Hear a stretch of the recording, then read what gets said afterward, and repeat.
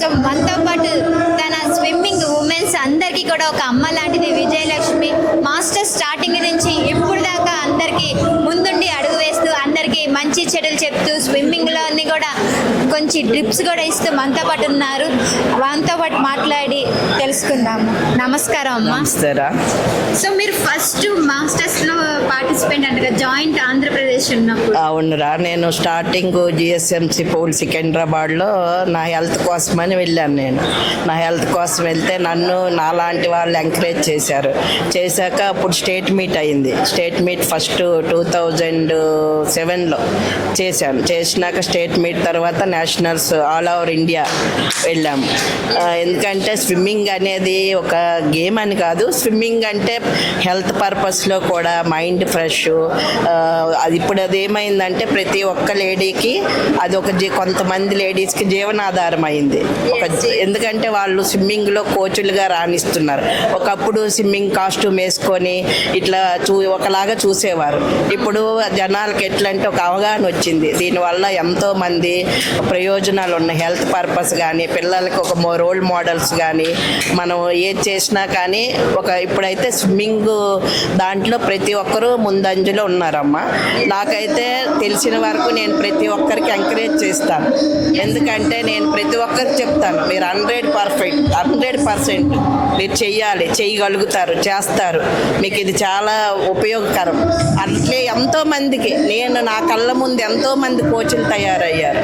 నేను కూడా inside international స్కూల్లో చేశాను, క్రీక్ స్లైడ్ ఇంటర్నేషనల్ కోచ్గా చేశాను. నాకు ఎందుకంటే ఆ ఫీల్డ్ అంటే చాలా ఇష్టం.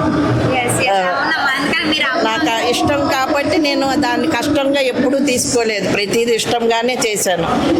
ఇక్కడ ఎంతో మందికి అది జీవనాధారం కాబట్టి అది మనం ఎవరికైనా ఎంకరేజ్ చేయాలి, వాళ్ళని ప్రోత్సహించాలి. ప్రతి తల్లి పిల్లలకి రోల్ మోడల్గా ఉండాలి. ఎందుకంటే ఒకప్పుడు లేడీస్ బయటకు రావాలన్నా ఏదైనా చెయ్యాలన్నా అంత ముందుకు వచ్చేవారు కాదు. అలాంటి రోజుల్లో కూడా మీరు బయటకు వచ్చి ఇప్పుడు ఎందుకంటే దీనికి కారణం నా హస్బెండ్, నా పిల్లలు నాకు ఇప్పటికి కూడా పాంపర్ చేస్తారు, ఎంకరేజ్ చేస్తారు. ఆల్ ఓవర్ ఇండియా తిరిగాను, రష్యా కూడా వెళ్ళాను, దుబాయ్ వెళ్ళాను, శ్రీలంక వెళ్ళాను.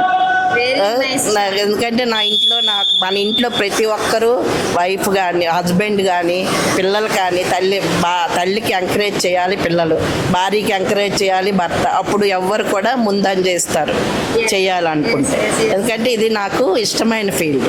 ఇప్పుడున్న యూత్కి ఏమని చెప్పాలంటే? ఇప్పుడు ఉన్నది ప్రతి ఒక్క యూత్కి ఇప్పుడు అన్నీ ఎట్లా తయారయ్యారంటే ఒక్కొక్కరు సోమరిపోతు అనొద్దు, కానీ పని అంటే ఇది ప్రతి ఒక్కరికి కూడా మా స్విమ్మింగ్ అనే కాదు, ఆల్ స్పోర్ట్స్ ఏదో ఒకటి మనకి ఇష్టమైన ఫీల్డ్ ఎంచుకోవాలి. పిల్లలు ఎంచుకుంటే వాళ్ళు అభివృద్ధి ముందు పోతుంది. వాళ్ళ హెల్త్ పర్పస్ కానీ వాళ్ళ మైండ్ సెట్ కానీ. ఇప్పుడు ప్రతి ఒక్కరు బిజీ ఉంటే తప్పులు చెయ్యరమ్మా పిల్లలైనా. వాళ్ళు ఎప్పుడు బిజీ లైఫ్లో ఇప్పుడు నేను బిజీగా ఉండాలనుకుంటా. నేను ఇప్పటికి కూడా ఏదో ఒక పని చెయ్యాలి. నాకు కూర్చోవడం ఇష్టం ఉండదు, నాకు ఇష్టం ఉండదు. నేను ఏదో ఒకటి చేస్తూనే ఉండాలనుకుంటా. ఎందుకంటే ప్రతి ఒక్కరు కూడా, నేనే కాదమ్మా, ఇప్పుడు 180 years 90 years వాళ్ళు ఎందుకు చేస్తున్నారు, వాళ్ళకు కూడా అదొక ఫ్యాషన్. ప్లస్ వాళ్ళకి చెయ్యాలి, హెల్త్ పర్పస్ మంచిది. మనం ఒకరికి ఎంకరేజ్మెంట్గా ఉంటాము, మనం ఇతరులకి స్ఫూర్తినిస్తామని.